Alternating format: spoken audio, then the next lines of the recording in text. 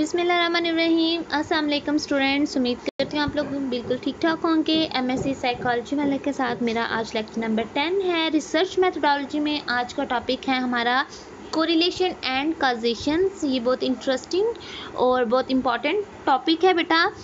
सबसे पहले हम पढ़ लेते हैं कोरिलेशन। कोरिलेशन हमारे पास क्या होता है बेटा? कोरिलेशन हमारे पास दो क्वांटिटेटिव और क्वालिटेटिव, ऑलरेडी मैं आप लोगों को डिस्कस कर चुकी हूँ कि क्वांटिटेटिव वेरिएबल कौन से होते हैं और क्वालिटेटिव वेरिएबल क्या होते हैं। ठीक है, अब दो क्वांटिटेटिव वेरिएबल के दरमियान जो रिलेशनशिप एग्जिस्ट करता है उसको हम कहते हैं कोरिलेशन।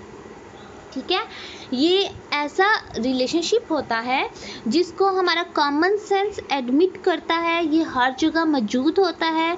जैसे एक नॉर्मल जो एग्जांपल होती है वो होती है हाइट एंड वेट।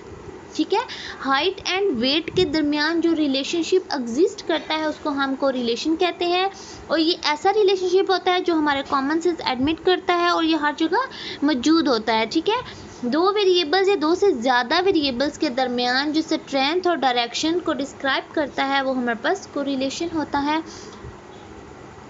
अब हम सेकंड पढ़ते हैं कॉजेशंस।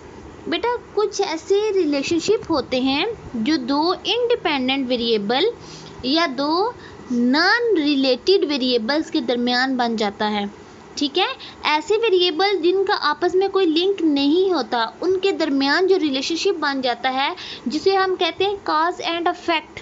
ठीक है, वो रिलेशनशिप जो कॉज एंड अफेक्ट की वजह से बन जाते हैं, उनका जो दरमियान में रिलेशनशिप होता है उसको हम कोरिलेशन तो नहीं कहेंगे, हम उसको कॉजेशन कहेंगे। ठीक है, असल में ये जो दो इंडिपेंडेंट वेरिएबल या दो नॉन रिलेटेड वेरिएबल के दरमियान जो रिलेशनशिप होता है एक्चुअल में बेटा उसके दरमियान, उन दोनों के दरमियान होने की वजह कोई थर्ड अननोन वेरिएबल होता है।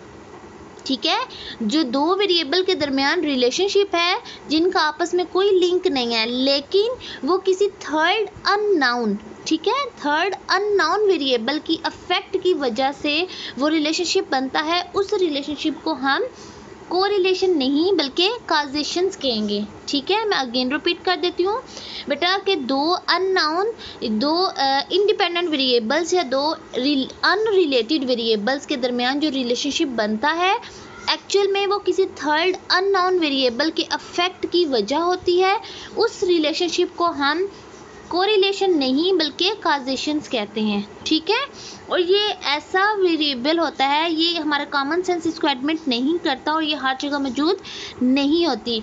इसकी रियल लाइफ एग्जांपल मैं आपको देती हूँ तो आपको क्लियरली समझ आ जाएगी। जैसे मैंने आपको कोरिलेशन की एग्जांपल दी है हाइट एंड वेट, आप आसानी से इसको कर सकते हैं कि हाइट एंड वेट के दरमियान रिलेशनशिप होता है। ठीक है, अब कॉजेशंस में क्या होंगे बेटा? अगर आप कहते हैं कि आइसक्रीम की सेल्स में इंक्रीज होना आइसक्रीम में और सन ग्लासेस में। अब देखिए बेटा, आइसक्रीम एक अलग से वेरिएबल है, सन ग्लासेस एक अलग से वेरिएबल है, इन दोनों के दरमियान ऐसा कौन सा रिलेशनशिप हो गया है? ठीक है, लेकिन इन दोनों के दरमियान जो रिलेशनशिप होने की वजह है वो क्या है? वो आपका टेम्परेचर है। ठीक है, हाई टेम्परेचर गर्मियों की वजह से जो सेल्स ऑफ इंक्रीज, ठीक है, आइसक्रीम की सेल इंक्रीज़ हो जाती है और सन ग्लासेस की सेल इंक्रीज़ हो जाती है और इसकी वजह क्या होती है?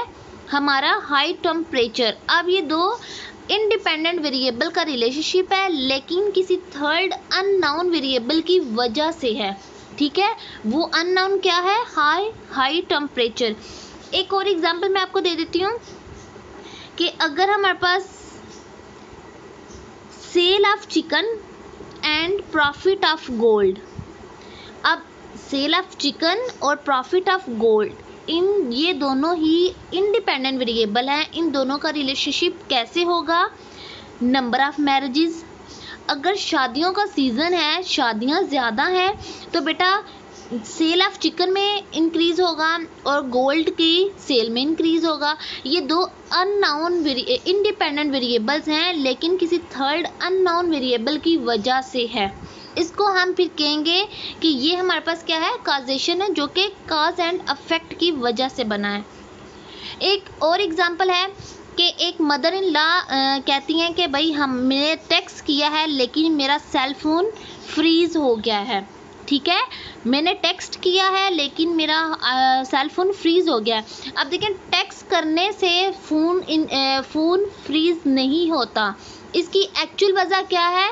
उसकी रैम, कि उसके मोबाइल के अंदर डिफरेंट ऐप्स हैं, कोई 4-5 ऐप्स हैं जो वो यूज़ कर रही है, यूट्यूब, टिकटॉक एक्सेट्रा। ठीक है, उन ऐप्स की वजह से जब वो टेक्स्ट करती हैं तो उनका सेल फोन फ्रीज हो जाता है। अब दो इंडिपेंडेंट वेरिएबल हैं, लेकिन थर्ड अननोन रैम की वजह से क्या है, उनका मोबाइल फ्रीज हो रहा है।